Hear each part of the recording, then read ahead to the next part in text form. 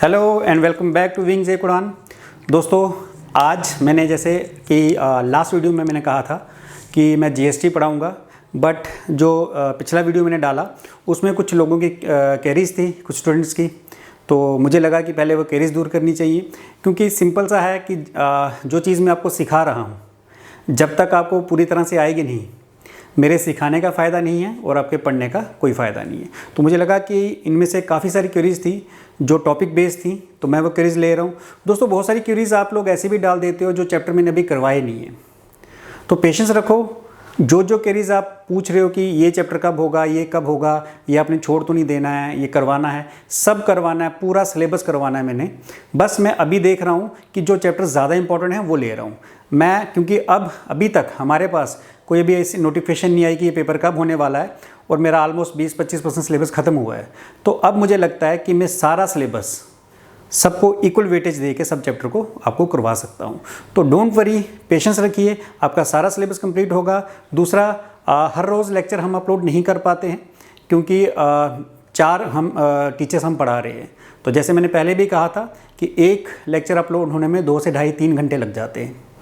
तो एक दिन में हम कितना ही कर पाएंगे, आप समझ सकते हो। तो हो सकता है मेरा जो टॉपिक है मे बी एक दिन आए, एक दिन ना आए, क्योंकि हम कोशिश करेंगे रोज़ 2 या 3 जो वीडियोस हैं वो अपलोड करने की। तो आई होप आपको हमारी जो प्रॉब्लम्स हैं वो समझ आ रही हैं, क्योंकि जम्मू में क्या हो रहा है कि शाम के समय 5 बजे के बाद अगर आप वापस घर जाना चाहते हो तो रास्ते में 100 पुलिस वाले पूछ रहे होते हैं कि आप कहाँ गए थे, कहाँ जाना है। और स्पेशली मुझे तो 30 किलोमीटर दूर जाना होता है। मैं रोज़ 30 किलोमीटर का ट्रैवल करके यहाँ आता हूँ ऑफिस में, वीडियो बनाता हूँ, फिर वापस 30 किलोमीटर जाता हूँ।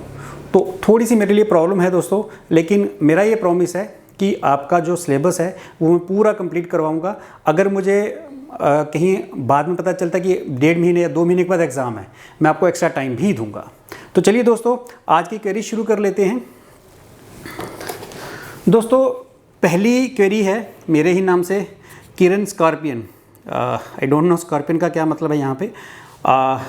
किरण, तो इनकी क्वेरीज है कि जो कैपिटल है वो लाइबिलिटीज़ कैसे होती हैं। चलिए दोस्तों, मैंने आपको कहा था कि जब हम कोई बिज़नेस शुरू करते हैं तो हमने कोई भी इवेंट, कोई भी ट्रांजैक्शन अगर हमें देखनी है तो वो बिज़नेस के पर्सपेक्टिव से या बिज़नेस के पॉइंट ऑफ व्यू से देखनी है। फॉर एग्जांपल, मेरा नाम किरण है, मैंने एक बिज़नेस शुरू किया और मैंने इस बिज़नेस में, जो कि मेरा ही है, ये मैंने बिज़नेस शुरू किया, मैंने इस बिज़नेस में 5 लाख रुपया एज ए कैपिटल लगाया। अब अगर आप बिज़नेस के पॉइंट ऑफ व्यू से देखो तो बिज़नेस में जो 5 लाख आया है वो कहाँ से आया है, उसको देने वाला कौन है? किरण, यानी मैं। बिज़नेस की ये रिस्पॉन्सिबिलिटी बनती है, अगर बिज़नेस के पॉइंट ऑफ व्यू से देखें, कि इसको जो 5 लाख रुपए मैंने इसमें लगाया, इसने मुझे वापस देना है। तो बिज़नेस की लायबिलिटी किसकी तरफ है? टुवर्ड्स किरण, यानी मेरी तरफ, कि बिज़नेस ने मेरा 5 लाख रुपए जो मैंने लगाया था, बिज़नेस ने मुझे वापस देना है। इसको अगर आप थोड़ा सा और सिंप्लीफाई करना चाहते हो तो ऐसा मान लेते हैं कि किरण एंड डेविड, मान लो हम दोनों ने बिज़नेस शुरू किया, हम दोनों ने इस बिज़नेस में 5 लाख रुपए लगाया, 2.5 लाख मैंने लगाया, 2.5 लाख डेविड ने लगाया। आप मुझे बताओ, क्या बिज़नेस की कोई लायबिलिटी है? बिज़नेस किसी का पैसा देना है? चलो मुझे आप साइड में छोड़ दो, किसी और का पैसा देना है ना? किसका देना है? डेविड का। तो जिस तरह से बिज़नेस ने, क्योंकि बिज़नेस मैंने कहा है सेपरेट लीगल एंटिटी है, इसका इनके साथ अब कोई कंसर्न नहीं है। अब इसको देखना है, हमने कोई भी ट्रांजैक्शन देखनी है इस बिज़नेस के पॉइंट ऑफ व्यू से देखनी है। जिस तरह से इस बिज़नेस ने डेविड का पैसा देना है, मेरा भी तो देना है। तो उस बिज़नेस के अगर पॉइंट ऑफ व्यू से देखो, अगर मैंने कोई एक्स कंपनी खोली तो एक्स कंपनी के पास जो पैसा आया 5 लाख रुपया, वो किसका है? मेरा, या फिर मेरे फ्रेंड का, या मेरे साथी का। तो उस एक्स कंपनी ने वो पैसा हम दोनों को वापस करना है, तो वो एक तरह की लाइबिलिटी है, और इसको हम बोलते हैं इंटरनल लाइबिलिटीज़। हालांकि ये पैसा जो है, ये बिज़नेस को वापस उसकी लाइफ टाइम में वापस नहीं करना है। मोस्टली तब होता है जब कंपनी बंद हो जाती है, because of some reason loss में चलेगी, तब ये पैसा ये लोग, मैं या मेरा साथी जो भी है, हम बिज़नेस से वापस लेंगे जो बचा हुआ पैसा होगा। तो उस वक्त कंपनी के लिए एक लाइबिलिटी होगी कि हमें ये पैसा, उनको बिज़नेस को ये पैसा हमें वापस करना है। तो इसको हम बोलते हैं इंटरनल लाइबिलिटी। दूसरी मैंने बताई थी एक्सटर्नल लाइबिलिटी, कि अब बिज़नेस आगे किसी से लोन लेता है, मान लो बिज़नेस ने बैंक से लोन लिया, अब ये पैसा जो है ये बिज़नेस बैंक को देना है, तो ये एक्सटर्नल लायबिलिटी कहलाएगी। चलिए दोस्तों, आई होप ये क्लियर हो गया। सेकंड जो क्वेश्चन है दोस्तों वो है फातिमा जान का। The question is carriage inward,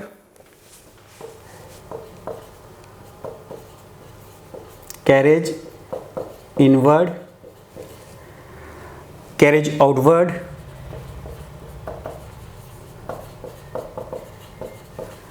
और provision for doubtful debts. Provision for doubtful डेब्ट, ये क्या होता है? पहले मैं इन दोनों को क्लियर कर देता हूँ दोस्तों। Carriage inward, carriage outward basically एक पूरा चैप्टर आएगा इसके ऊपर, फाइनल अकाउंट्स, ट्रेडिंग अकाउंट, उसमें आप इसके बारे में सीखोगे भी। अभी इन शॉर्ट में बता देता हूँ। कैरेज का मतलब होता है किराया, दोनों का मतलब किराया। किराया किस चीज़ का? इनवर्ड मतलब क्या हो गया? देखो दोस्तों, मान लो मैं किसी चीज़ की मैन्युफैक्चरिंग करता हूँ, कोई प्रोडक्ट बनाता हूँ, कुछ भी, तो प्रोडक्ट बनाने के लिए हमें क्या चाहिए होता है? Raw material.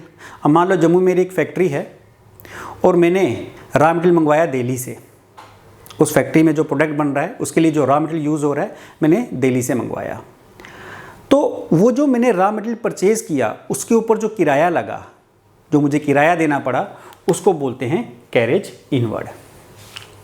And what is carriage outward? तो दोस्तों जैसे वो रॉ मटेरियल मेरी फैक्ट्री में पहुंचा, मैंने प्रोडक्ट बनाया, अब प्रोडक्ट बन के तैयार है तो उसको मार्केट में पहुंचाना है, अलग अलग जगहों पे पहुंचाना है जहां से मेरा प्रोडक्ट बिकेगा। तो उस वक्त प्रोडक्ट को डिस्ट्रीब्यूट करने के लिए अलग अलग मार्केट में जो किराया दिया जाता है उसको कहते हैं कैरेज आउटवर्ड। तो ये हमारा डायरेक्ट एक्सपेंस है, ये इनडायरेक्ट। डायरेक्ट एक्सपेंस किसे कहते हैं दोस्तों? सिंपल याद रखो, अभी इसके बारे में एक पूरा टॉपिक आएगा। वैसे डायरेक्ट एक्सपेंस वो होते हैं कि जो किसी प्रोडक्ट को बनाने में मदद करते हैं, या हम ये कह सकते हैं कि प्रोडक्ट के बनने तक के एक्सपेंस डायरेक्ट। और इनडायरेक्ट कौन से हो गए? प्रोडक्ट के बनने के बाद। जैसे कैरेज आउटवर्ड, प्रोडक्ट आपको मार्केट में पहुंचाना है, बन चुका है, इसका मतलब वो बन चुका है। बनने के बाद का एक्सपेंस क्या हो गया? इनडायरेक्ट। तो इसके ऊपर पूरा एक टॉपिक आने वाला है आगे, उसमें सिखाऊंगा। तो कैरेज इनवर्ड और कैरेज आउटवर्ड मतलब, इनवर्ड मतलब रॉ मटेरियल को फैक्ट्री तक पहुंचाना, और आउटवर्ड का मतलब हो गया कि जो प्रोडक्ट बन गया उसको फिर मार्केट में पहुंचाना बेचने के लिए। तो मतलब दोनों का यही है, किराया। ठीक है दोस्तों, दोनों ही एक्सपेंस हैं, और दोनों ही अगर ट्रायल बैलेंस में शो करने हैं तो डेबिट साइड में आएंगे। अगर आप ट्रायल बैलेंस बना रहे हो, ये ट्रायल बैलेंस है, ठीक है दोस्तों, आपको पता ही है, ये डेबिट साइड, ये क्रेडिट साइड। तो कैरेज इनवर्ड ये भी आपको डेबिट साइड में शो करना है, और कैरेज आउटवर्ड क्योंकि दोनों ही एक्सपेंस हैं, ये भी आपको यहीं पे लेना है। Next is provision for doubtful dates. अब दोस्तों प्रोविजन फॉर डाउटफुल डेट्स किसे कहते हैं? देखो, आपको मैंने डेटर्स बताया, लास्ट वीडियो में बताया था। डेटर्स मतलब वो लोग जिनसे हमने पैसा लेना है। क्यों लेना है? कभी हमने उनसे कोई उधार में चीज़ उनको बेची होगी, या फिर हमने उनको कहीं उधार दिया होगा। तो जिनसे हमें पैसा लेना है उनको हम डेटर्स बोलते हैं। अब दोस्तों उसमें एक पॉसिबिलिटी रहती है, सपोज करो कि मैंने 100 बंदों से पैसा लेना है या 50 बंदों से पैसा लेना है। अब उसमें एक पॉसिबिलिटी क्या रहती है? अगर आपने बहुत सारे लोगों को उधार दे रखा है या बहुत सारे लोगों को पैसा दे रखा है, तो एक पॉसिबिलिटी रहती है कि वो पैसा आपका डूब भी सकता है। मान लो मैंने 10 लोगों को 1000 रुपया दिया हुआ है उधार, सामान दिया या ऐसे उधार दिए। अब पॉसिबिलिटी क्या है? हो सकता है उसमें से एक बंदा मुझे जो है मेरा पैसा वापस ना करे, ये भी पॉसिबिलिटी रहती है। बिजनेस में तो होता ही है कि आप उधार देते हो, कई बार बंदा पैसा नहीं देता आपको वापस। तो वो जो एक्सपेक्टेड लॉस होता है कि हो सकता है कि मुझे इस बंदे से पैसे वापस ना मिले, उसको बोलते हैं provision for doubtful debts. Debts हो गया आपने जो उधार बांटा हुआ है, और डाउटफुल हो गया जिसका मिलना थोड़ा मुश्किल है, अभी हुआ नहीं है, वो बैड डेट्स हुए नहीं है, मतलब अभी लॉस हुआ नहीं है, लेकिन पॉसिबिलिटी है। मैंने 1 लाख रुपया दिया हुआ है। अब जैसे फाइनेंस कंपनी से लोन देती हैं या बैंक्स लोन देते हैं, तो लोन उनको सारा वापस तो नहीं आता, कुछ लोन उनका डूब भी जाता है, कुछ के डूबने के चांसेस भी होते हैं। तो वो जो चांसेस होते हैं उनको कहते हैं प्रोविजन फॉर बैड डेट्स की ये जो हमारा पैसा है, ये मेरा पैसा डूब सकता है, अभी डूबा नहीं है, that is called provision for doubtful dates. तो एक तरह का ये भी आपका लॉस ही है। चलिए दोस्तों, नेक्स्ट इज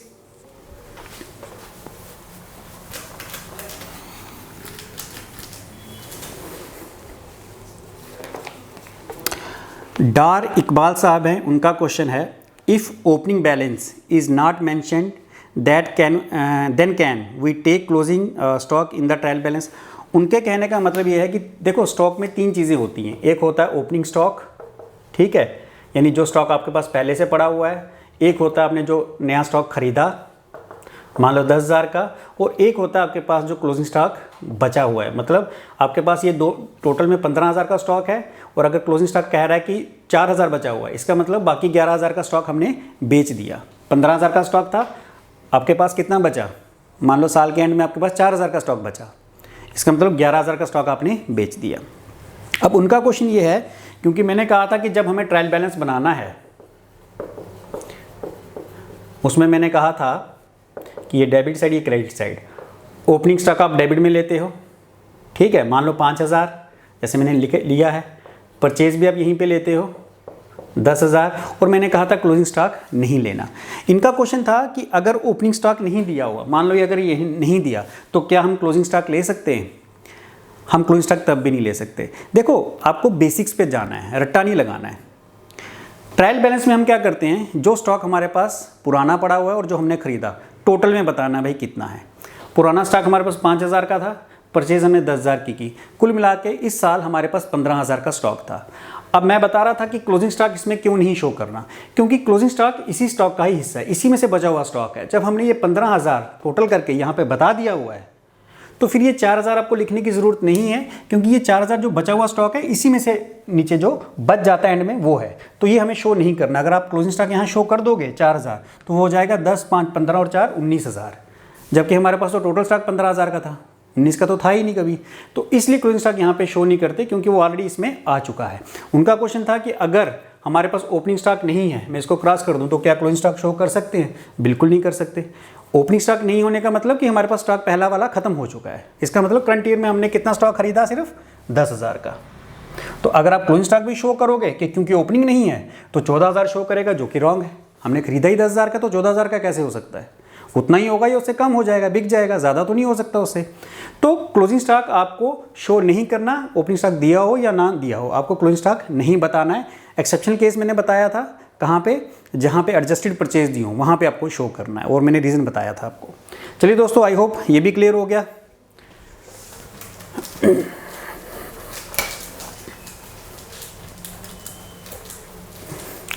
चलिए दोस्तों, नेक्स्ट इज गुलशन डिंगरा। इनका क्वेश्चन है when assets are subtracted from liabilities it will equal to what and how. उन्होंने कहा कि जब हम लायबिलिटी से एसेट सब्ट्रैक्ट कर लेते हैं तो वो उस किसके बराबर होते हैं। हालांकि मुझे क्वेश्चन एक्चुअल में पूरी तरह समझ नहीं आया, लेकिन जो मुझे समझ आया, शायद आप ये पूछना चाहते हो कि जो अकाउंटिंग क्वेश्चन मैंने बताई थी उसमें मैंने बताया था assets is equal to capital plus liabilities, कि आपके जो एसेट्स का टोटल होता है वो आपके कैपिटल और लायबिलिटीज़ के टोटल के बराबर होता है। तो गुलशन जी देखिए, मान लो आपके एसेट्स 1 लाख के हैं टोटल, इसमें से 80,000, जैसे मैं कहूँ कि मैंने 80,000 की कैपिटल लगाई और 20,000 मैंने बैंक से लोन लिया, वो मेरी क्या हो जाएगी? लायबिलिटी। इसका मतलब मैंने टोटल पैसा तो 1 लाख रुपया लगाया एसेट्स में, जिसमें 20,000 लोन है। अब इनका क्वेश्चन है कि अगर एसेट्स में से हम लायबिलिटी सब्ट्रैक्ट कर लें, भाई एसेट्स में से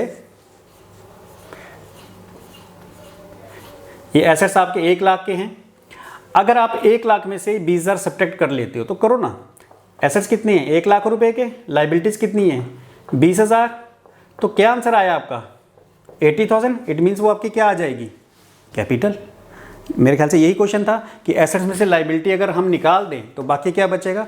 बाकी आपकी कैपिटल बचेगी। इट मीन्स कि जो मैंने पैसा लगाया हुआ है, जो मैंने कल बताया था ओनर्स इक्विटी, ओनर्स का कितना पैसा है, तो वो कितना है? 80,000। क्योंकि जो टोटल एसेट्स थे उसमें से मैंने जो लायबिलिटीज़ थी, चाहे बैंक का लोन था, दे दी, तो बाकी जो बचा 80,000 वो मेरा है, यानी क्या है? कैपिटल या इक्विटी। चलिए दोस्तों, ओनर्स इक्विटी। शानू का क्वेश्चन है एक, इन्होंने कहा था कि एडजस्टेड परचेज का मीनिंग क्या है? अगर मैं कोई चीज़ परचेज करूं तो उसको क्या एडजस्टेड परचेज बोलेंगे? बिल्कुल नहीं, उसको एडजस्टेड परचेज बिल्कुल नहीं बोलेंगे, क्योंकि एडजस्टेड परचेज का मैंने मतलब बताया था कि एडजस्टेड परचेज का मतलब होता है क्या मतलब बताया था दोस्तों? Opening stock plus purchases minus closing stock. उनका क्वेश्चन ये है कि जो हमने परचेज की, क्या उसको एडजस्टेड परचेज बोलेंगे? नहीं, परचेज और एडजस्टेड परचेज में फ़र्क है। आपका स्टॉक 5000 का था, आपका स्टॉक 5000 का था, आपने 10,000 का स्टॉक खरीदा और आपका क्लोजिंग स्टॉक 3000 का है। 15 और 3 कितना बचा? 12,000। ये आपकी एडजस्टेड परचेज है, यानी क्लोजिंग स्टॉक निकालने के बाद। आप पूछ रहे हो कि क्या परचेज और एडजस्टेड परचेज सेम चीज़ है? देख लो, आप खुद ही देखो। परचेज मतलब जो आपने खरीदा, और एडजस्टेड कितना है वो 10,000, और एडजस्टेड कितना है 12,000। क्योंकि जो एडजस्टेड परचेज है इसमें ओपनिंग स्टॉक की भी एडजस्टमेंट हुई है और क्लोजिंग स्टॉक जो पहले से पड़ा था और जो हमारे पास साल के एंड में बचा, दोनों की एडजस्टमेंट की है, तो वो एडजस्टेड परचेज आई है। तो ये दोनों अलग अलग चीज़ें हैं। चलिए दोस्तों,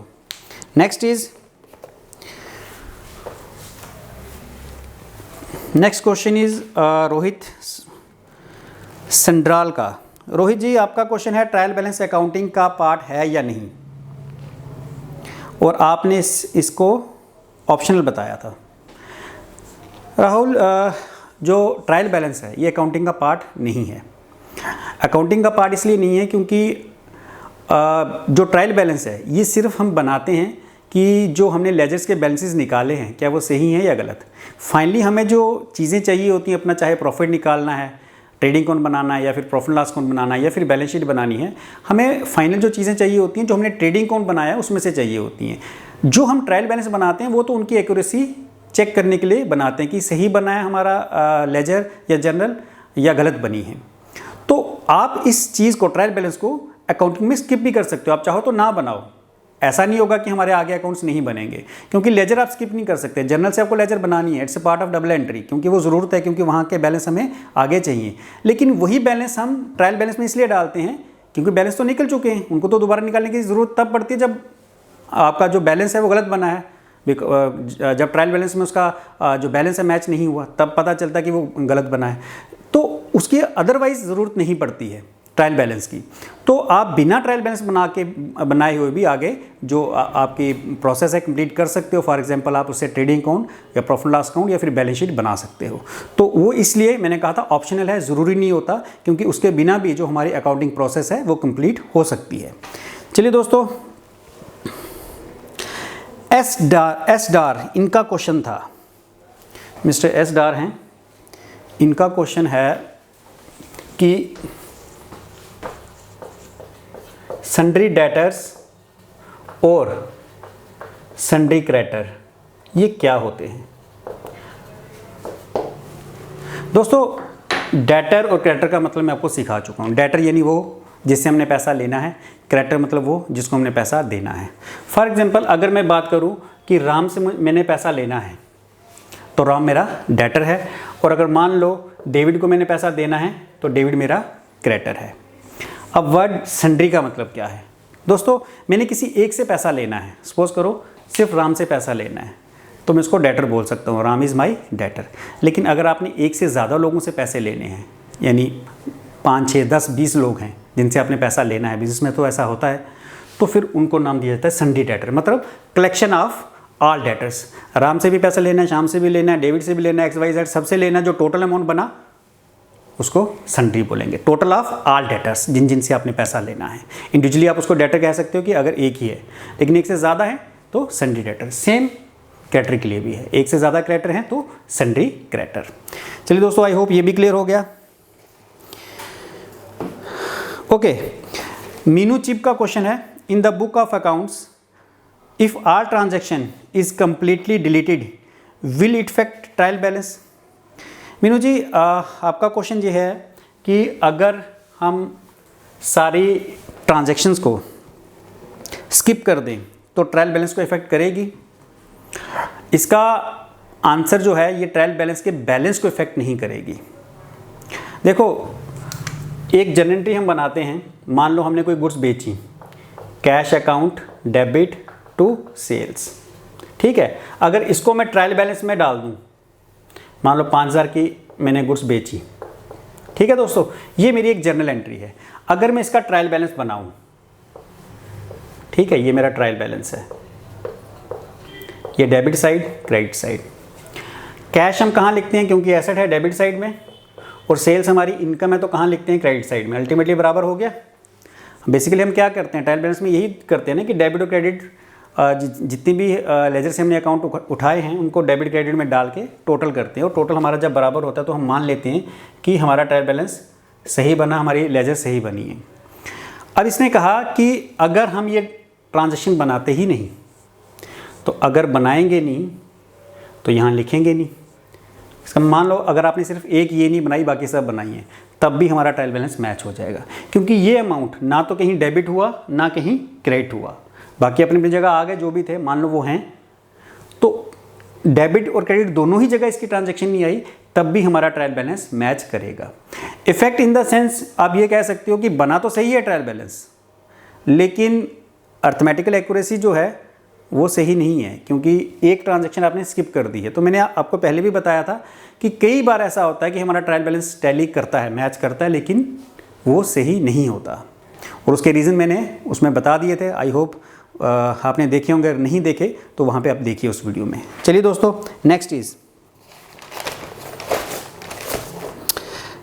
नेक्स्ट है रिदम।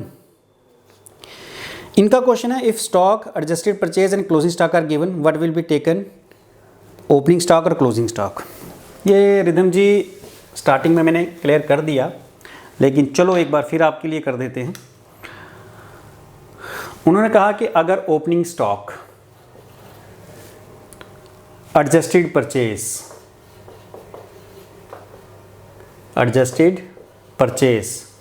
और क्लोजिंग स्टॉक तीनों गिवन है, तो हमें ट्रायल बैलेंस में क्या लेना है।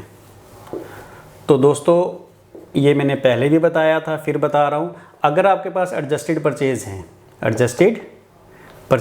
गिवन है, तो आपने एडजस्टेड परचेज जो भी हैं, जितनी भी हैं, वो भी लेनी है, और साथ ही साथ क्लोजिंग स्टॉक भी लेना है। ये क्यों लेना है पिछले वीडियो में मैं क्लियर कर चुका हूँ, इससे पहले वाला वीडियो देख लो, शायद इससे पिछला या उससे पिछला होगा, मुझे अभी याद नहीं है, लेकिन ये मैं क्लियर कर चुका हूँ कि एडजस्टेड परचेज जब हम लेंगे तो हमें क्लोजिंग स्टॉक लेना है, और अगर सिंपल परचेज होगी तब हमें ओपनिंग स्टॉक लेना है और क्लोजिंग नहीं लेना है। ये आपने याद रखना, ये इंपॉर्टेंट पूरा एक टॉपिक बताया था एडजस्टमेंट ऑफ क्लोजिंग स्टॉक के बारे में, शायद पिछला ही था दोस्तों। चलिए दोस्तों, नेक्स्ट इज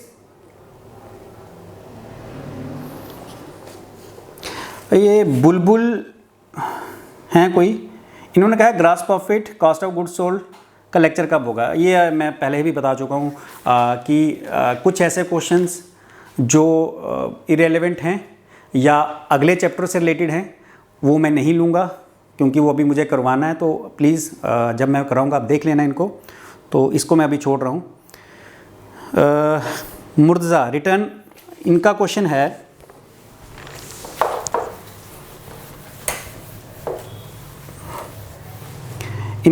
कि रिटर्न आउटवर्ड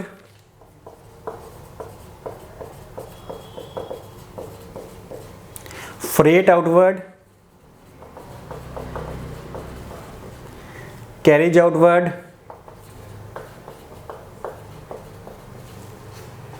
बैड डेट्स, इन सब के मतलब पूछे हैं, और पूछा है कि इनमें से कौन सा डेबिट होता है और कौन सा क्रेडिट। ट्रायल बैलेंस में हमें यह पूछा है कि इन सब की ट्रीटमेंट क्या है ट्रायल बैलेंस में। सबसे पहले रिटर्न आउटवर्ड। दोस्तों रिटर्न आउटवर्ड का मतलब मैंने क्या बताया था, मैंने कहा था रिटर्न आउटवर्ड मतलब परचेज रिटर्न। तो रिटर्न्स की एंट्री आपको हमेशा उल्टी करनी है। जैसे आप परचेज कहाँ लिखते हो, अगर मान लो ये ट्रायल बैलेंस बन रहा है तो आप परचेज कहाँ लिखोगे, डेबिट में लिखोगे ना। मान लो 5000 की परचेज है, लेकिन जो परचेज रिटर्न होती है दोस्तों वो आपने क्रेडिट साइड लिखनी है। मैंने बताया भी था कि अकाउंट्स में जब भी कोई चीज़ हमें डिडक्ट करनी है या माइनस करनी है, रिवर्स एंट्री होती है। रिवर्स एंट्री मतलब जो चीज़ पहले जहाँ लिखी गई है उसका उल्टा कर दो। अब जैसे परचेज डेबिट में लिखी गई है तो रिटर्न क्रेडिट में होगी। तो रिटर्न आउटवर्ड मतलब परचेज रिटर्न, और ये क्रेडिट साइड में आती है, पहला आंसर। फ्रेट आउटवर्ड दोस्तों ये मैंने अभी बता दिया, कैरेज इनवर्ड और फ्रेट इनवर्ड और आउटवर्ड। फ्रेट इनवर्ड मतलब किराया, और आउटवर्ड का मतलब क्या बताया था कि जब प्रोडक्ट बन गया उसको मार्केट में डिस्ट्रीब्यूट करने का जो किराया लगता है उसको फ्रेट आउटवर्ड कहते हैं। तो ये भी हमारा एक्सपेंस है और एक्सपेंस हमेशा मैंने कहा था डेबिट साइड में आते हैं, क्रॉस करो मतलब डेबिट साइड में आते हैं। कैरेज आउटवर्ड दोनों सेम ही चीज़ें हैं। बैड डेट्स, अभी मैंने बताया provision for bad debts, there is a difference between provision for bad debts and bad dates.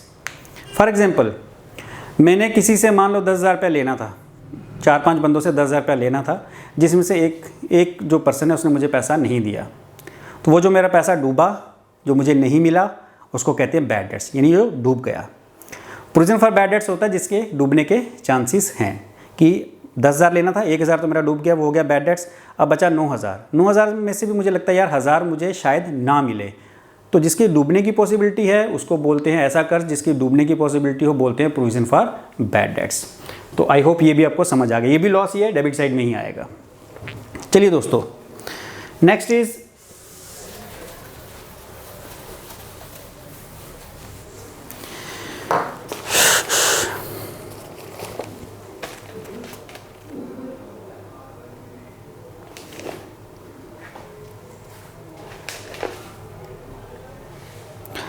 उसके बाद है इरसनदीप सिंह का क्वेश्चन है, डिस्काउंट रिसीव्ड व्हेन एसेट। अच्छा, इनका क्वेश्चन है कि जब एसेट्स इंक्रीज हुए तो डेबिट में रखा, डिक्रीज हुए तो क्रेडिट में रखा, तो डिस्काउंट को हम क्या करेंगे। दोस्तों मैंने आपको एक ट्रांजैक्शन मान लो मैं एक लिखता हूँ, purchase goods for cash,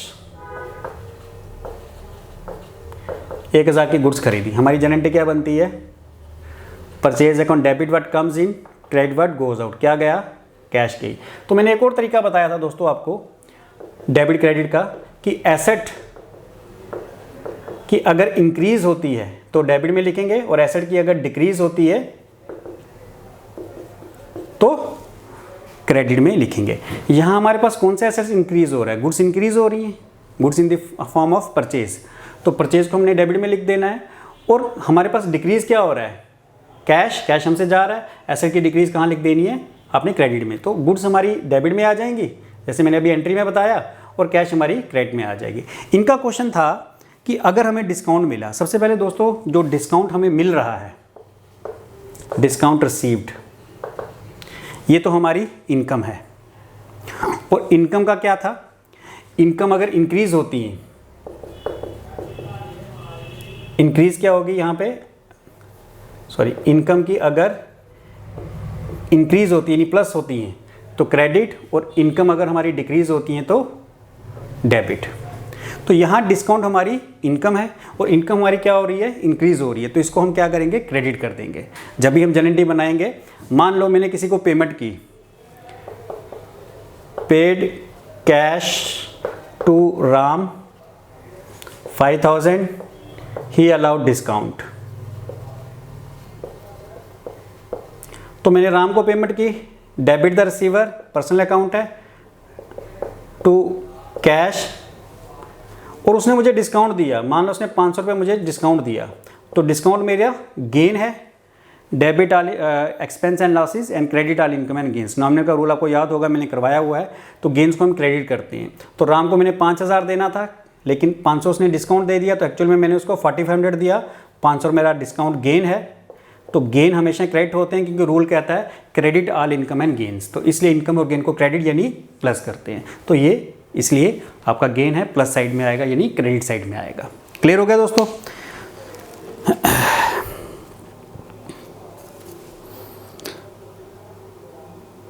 Lakhwinder Singh का क्वेश्चन है कि डेटर एंड क्रेडिटर में कौन सा डेबिट होता है कौन सा क्रेडिट, ट्रिक पूछ रहे हैं कि ये जो डेटर हैं और क्रेडिटर हैं इनमें से कौन सा डेबिट और कौन सा क्रेडिट होता है। तो लखविंदर सिंह जी ट्रिक्स पे मत जाइए, अगर बेसिक्स आपको अच्छी तरह से आते हैं तो ट्रिक्स कई बार गलत भी पड़ जाती हैं। चलिए फिर भी आप ट्रिक्स मांग रहे थे, देखिए सीधी सी बात है, डेटर वो जिससे हमने पैसा लेना है तो ये एसेट है तो डेबिट में आएगा, क्रेडिटर जिसको पैसा देना है लाइबिलिटी। अब आप ट्रिक पूछ रहे थे, सिंपल क्या लिखा मैंने, डेटर DEBTOR, और क्या लिखा मैंने, क्रेडिटर, ये लिखा। तो क्रेडिटर का OR काट दो आप, तो क्या बनता है पीछे, क्रेडिट, तो डाल दो फिर क्रेडिट में, लिखा है क्रेडिट तो क्रेडिट वाली ये साइड है, तो अगर ये क्रेडिट में आ गया तो अल्टीमेटली डेटर है तो ये डेब्ट मतलब डेटर, तो ये आपका डेबिट में आ जाएगा।